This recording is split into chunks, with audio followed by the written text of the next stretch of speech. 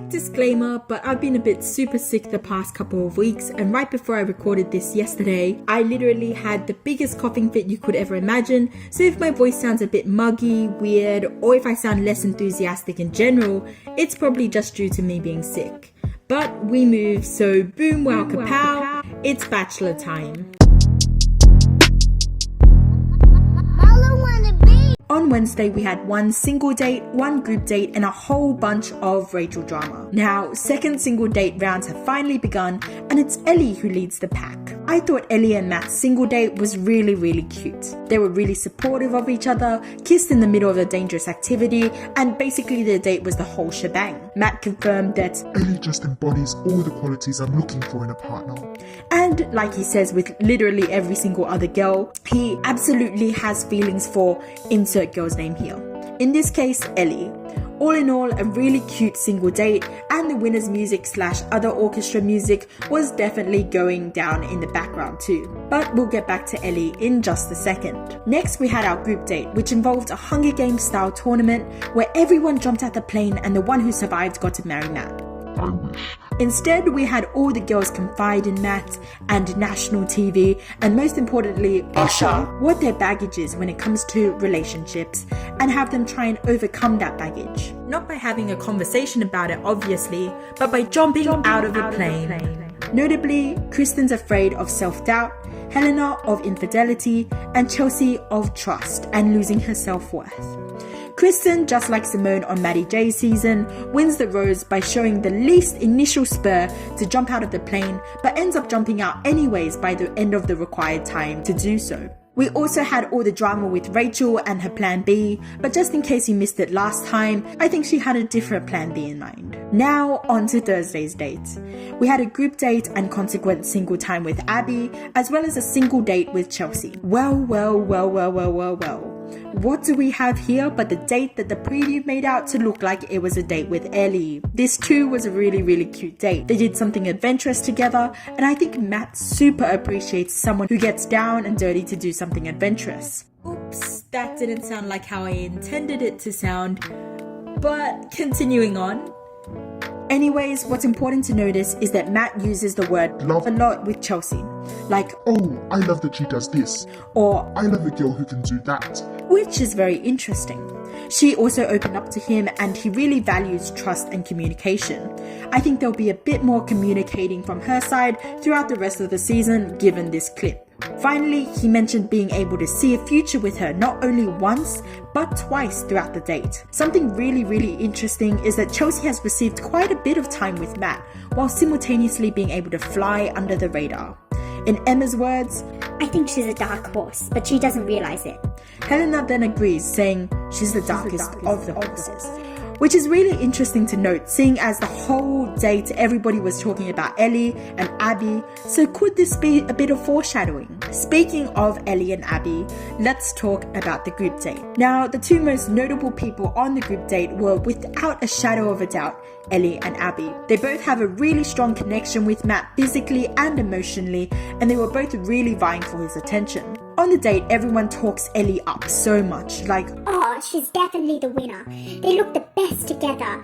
This is Ellie's show. Etc, etc. And Abby, on the other hand, continues to play this villain type. Now, I know in my very, very first Bachelor episode, I said that the Bachelor isn't the mole and he isn't trying to trick you. Well, it's at this point I take that back, because Matt literally said himself that he is trying to trick us. And it almost feels too obvious that Ellie is the winner at this point. It's literally been shoved down our throats multiple episodes in a row by multiple different women that Ellie is the frontrunner, which seems a teeny bit suspicious, I'm not gonna lie. Especially if you mix all of this with the fact that Emma and Helena said that Chelsea was a dark horse, which, if that isn't foreshadowing, seems a little bit random for the editors to leave in the episode. Imagine if Mary and Nicole were still here and that type of thing was being said about them. If they didn't have a tremendous part in the series, then I doubt the editors would have left that in. So it's very interesting that they left that comment in terms of Chelsea. Now onto Abby though. Allegedly, Matt sleeps with one of the girls throughout the show, who is not the winner. Allegedly, that is. Of course, if this is true, every girl here Technically. has an equally likely chance to sleep with Matt. But from what we know, Abby is the one who has undoubtedly the most sexual chemistry with Matt, and it would make the most sense if she was the one to sleep with him. She even said herself during the single time this week, "Oh, I'm so sexually frustrated right now. If I could, I'd pass Matt all day long." This is not conclusive in the slightest, but if this alleged statement is true, this could be something to think about. But I also don't think she'll win based on not only this, but everything else that I've said in all my previous episodes. Now that we're at the tail end of the season, and literally all the filler girls who haven't gotten a date yet, or were there for commentary purposes only, have been eliminated. We're down to the ones that matter, so to speak. Get it? Get it? Anyways, as I was saying, we literally only have Kristen, Sigan, and the confirmed final 5, Abby, Emma, Helena, Chelsea, and Ellie left. Now that we're coming so close to the end, I think we can begin drawing a bit of a rough timeline for eliminations. Obviously, because they're not final 5, Sigan and Kristen are probably next to go. If Sigan doesn't get any more single time between now and the next elimination, then I think she's the very next to go, and then Kristen right after her.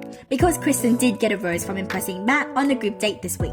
Next one to be eliminated after that, I think might be Emma. Just because Emma seems to be one of the top 5 who's gotten the least attention thus far from Matt, and the weirdest edit out of all of those who are in the top 5. After that, I think Abby might go next.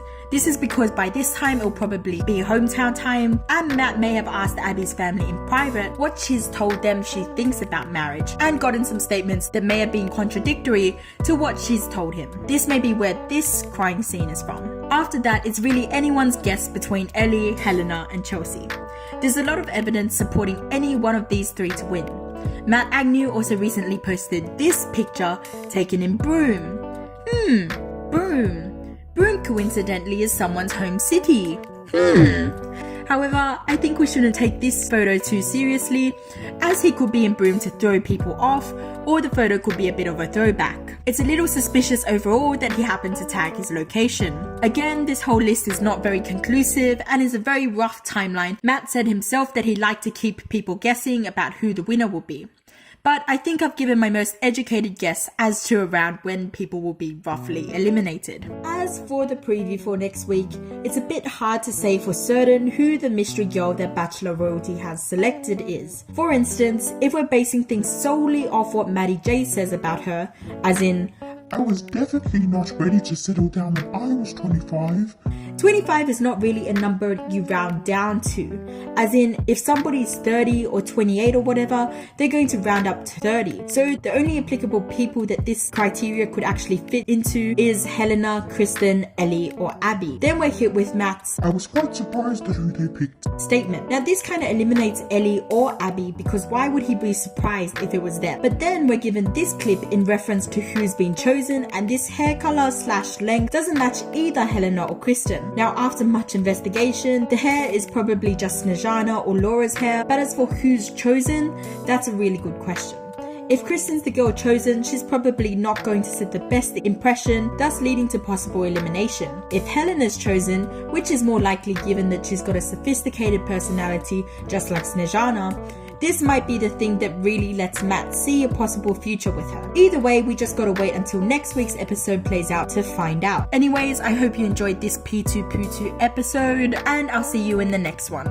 Adios amigos! Thank you so much for 100 subscribers. It means so much to me. If you've been watching these videos and you've been enjoying them, please consider hitting the subscribe button down below. It would mean the world to me. I'm in the works of a subscriber special as per usual, but until then, thank you so much. Adios amigos.